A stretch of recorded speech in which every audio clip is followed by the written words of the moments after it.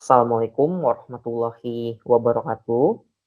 Eee, Bersama saya Ahmad Shidiq. Dalam kesempatan hari ini, saya akan menyampaikan analisis laporan keuangan periode tahun 2020 sampai dengan 2024 untuk PT Eka Dharma Internasional. Dalam kesempatan ini, presentasi saya merupakan bagian dari pelaksanaan tugas dari mata kuliah analisis laporan keuangan berbasis IT.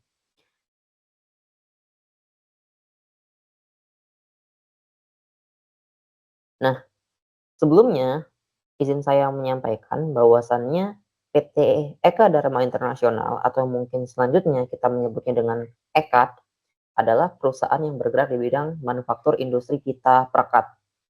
Eee, Merek atas perusahaan ini biasanya mungkin bisa kita temui di, berbagai retail seperti Alfamart dan Indomaret dengan merek mereka sendiri. Jadi EKAD bekerja sama dengan perusahaan-perusahaan retail tersebut. Merek independennya yaitu merupakan salah satunya adalah Daimaru Tape. Diversifikasi produknya terbagi atas aksesoris, plot tape, industrial tape, kitchen appliance termasuk gunting dan, aluminium foil, kemudian ada OPP tape dan packaging. Sebagian besar produknya dipasarkan di dalam negeri dan sebagian yang lain dipasarkan di luar negeri atau diekspor. EKAD sendiri telah berdiri sejak tahun 1981. Saat ini di tahun 2026 telah memiliki 20 stok point atau gudang dan 25 kantor cabang yang tersebar di seluruh Indonesia. Nah, yang pertama kita akan melihat overview laporan laba rugi terlebih dahulu. Dalam materi atau salindia ini, saya sudah merangkum poin-poin 4 poin penting dalam laporan laba rugi, yaitu diantaranya pendapatan bersih, beban pokok pendapatan, laba kotor, dan laba tahun berjalan. Dari 2020 hingga 2024, dari mulai 671.629, maaf, 629, 614, 518, dan 530. Terjadi penurunan dari tahun 2020 hingga 2024. Namun jika kita tarik lebih lanjut, pada tahun 2023 ke 2024 mulai terjadi titik balik atas perusahaan untuk bisa memiliki pertumbuhan atas penjualannya. Kemudian di beban pokok pendapatan sejalan dengan pendapatan bersihnya juga terjadi penurunan yang kemudian tumbuh lagi di tahun 2024.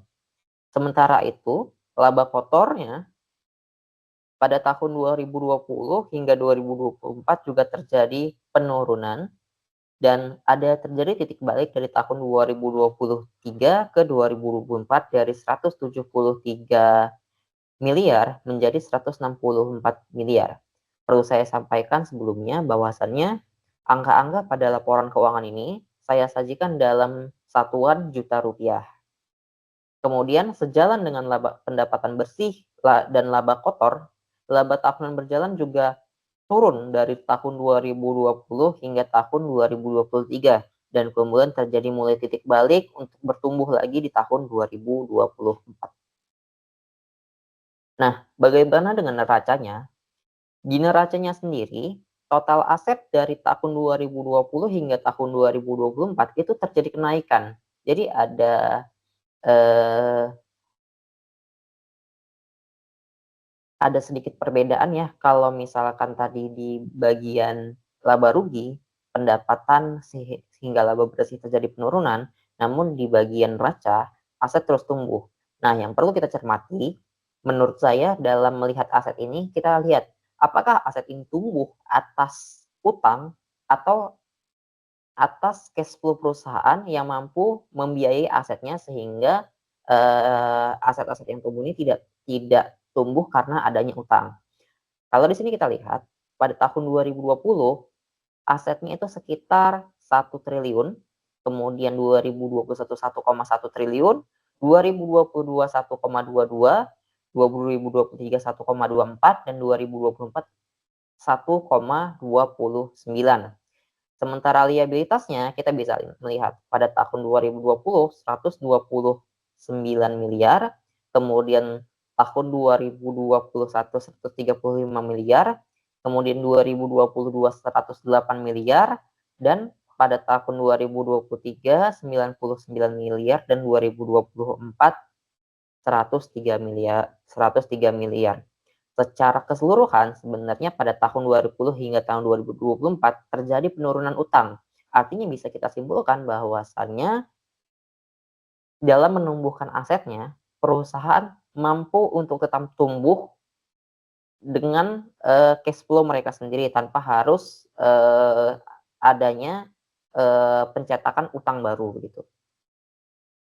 Lalu bagaimana dengan utang jangka panjangnya? Nah, sejalan dengan liabilitas keseluruhan, liabilitas jangka panjang juga terjadi naik dan turun, dan secara overall atau secara keseluruhan terjadi penurunan dari tahun 2020, yaitu dari mulai 61 miliar hingga 52 miliar pada tahun 2024. Jadi bisa kita dapat kesimpulan bahwasanya equity pada tahun 2020 hingga 2024 terjadi kenaikan, dan ini menurut saya merupakan langkah yang positif untuk perusahaan, bagaimana perusahaan mampu di tengah penjualan yang terus menurun, perusahaan mampu untuk terus menumbuhkan equity-nya. Artinya perusahaan mampu untuk menjaga supaya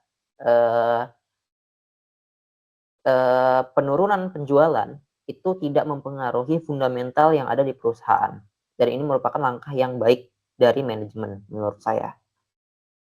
Nah, kemudian kita buat analisis horizontalnya. Di sini ada analisis horizontal dari 2020-2021, 2021-2022, dan 2022 dan 2023 dan 2023 dan ke 2024.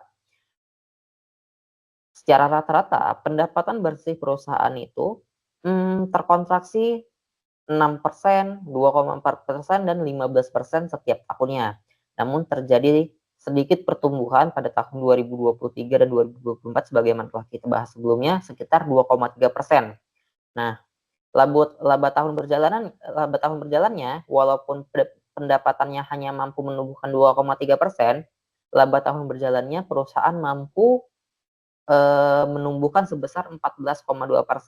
Artinya perusahaan mampu untuk menekan operasional yang cukup besar sehingga di tengah-tengah penurunan penjualan perusahaan melakukan efisiensi sehingga laba tahunan tumbuh lebih besar daripada pendapatan bersih perusahaan itu sendiri.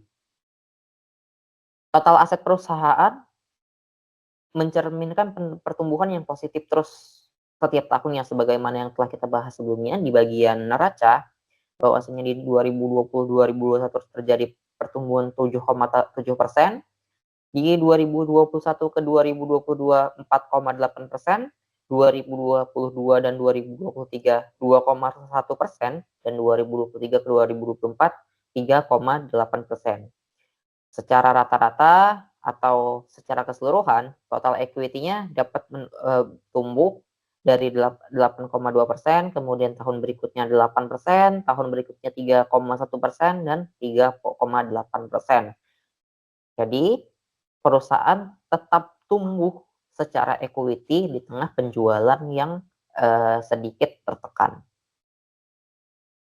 Nah, bagaimana dengan analisis vertikalnya? Jika dilakukan analisis vertikal, beban pokok pendapatan perusahaan itu ada di sekitar angka 64 hingga 69%. Variatif setiap tahun, tapi tidak berada di rentang yang lebih dari 10%. Nah, kemudian laba kotornya sendiri itu ada di angka 31 hingga 36%, dan laba tahun berjalannya ada di angka 13 sampai 16%. Nah, kemudian analisis vertikal terkait total aset atau terkait neraca, total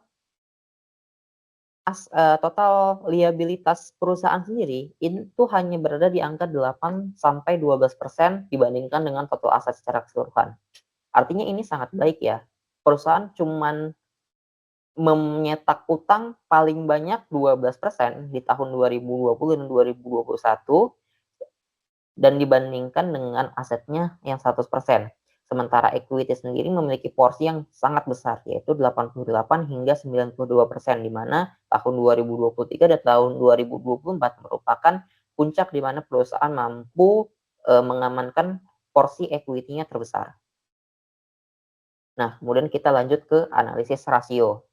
Dalam analisis rasio ini ada current ratio, debt to asset ratio, debt to equity ratio, gross profit margin, net profit margin, return on asset, dan return on equity.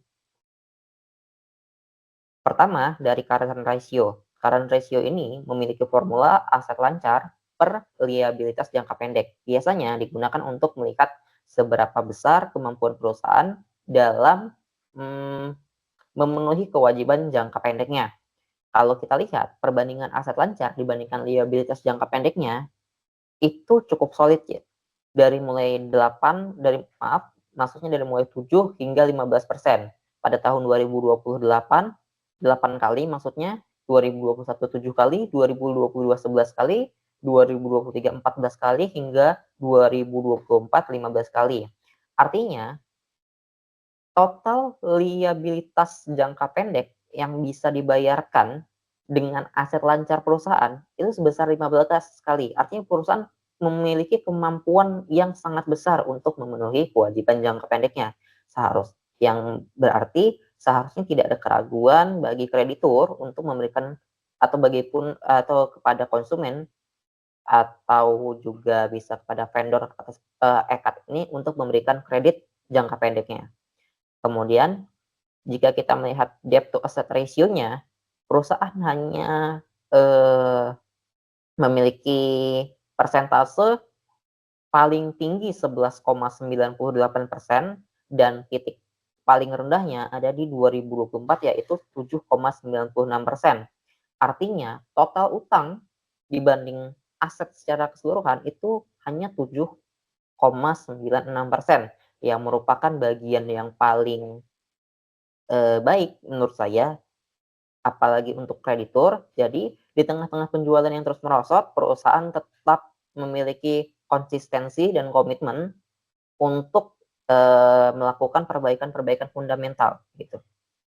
Kemudian tentunya dengan angka debt to asset ratio juga sejalan dengan debt to equity ratio, yang mana paling tinggi 13% pada 2020 dan paling rendah 8,65% pada tahun 2024.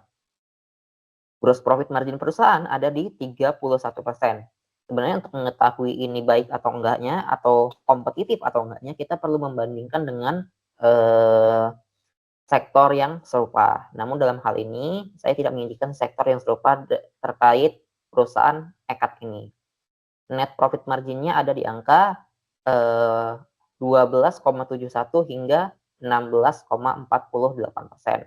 Terjadi naik turun, namun tetap konsisten untuk membukukan laba bersih setiap tahunnya. Return on asset-nya, perusahaan mampu membukukan persentase 5,9% hingga 10,23%. Mungkin terlihat kecil di 5,9%, namun jika kita melihat cerminan ulang ke langkah-langkah sebelumnya, angka 5,9% ini bukan didapat karena return yang kecil, namun karena perusahaan mampu membukukan aset yang terus-menerus tinggi. Artinya di tengah gejolak pasar mungkin terkait penjualan perusahaan yang menurun, perusahaan mencoba untuk terus supaya asetnya dapat bertumbuh. Begitu juga dengan equity-nya yang berada di angka 6,41 hingga 11,62%. Nah, bagaimana kesimpulannya? Menurut saya, bagaimanapun Eka Dharma Internasional atau EKAD adalah perusahaan yang sangat konservatif dan sehat secara finansial. Nah, utangnya sangat rendah dan memiliki likuiditas yang sangat tinggi. Walaupun di mata investor mungkin masih banyak perusahaan-perusahaan lain yang lebih seksi misalnya, namun bagi kreditor, perusahaan ini adalah perusahaan yang sangat, mmm, sangat bisa dipertimbangkan untuk mendapatkan kredit pertumbuhan yang lebih baik. Tahun 2024 merupakan tahun titik balik di mana penjualan dan laba perusahaan, mulai tumbuh dan diharapkan mungkin pada laporan keuangan pada tahun 2025 bisa dapat tumbuh dibandingkan tahun 2024. Demikian presentasi dari saya, terima kasih. Wassalamualaikum warahmatullahi wabarakatuh.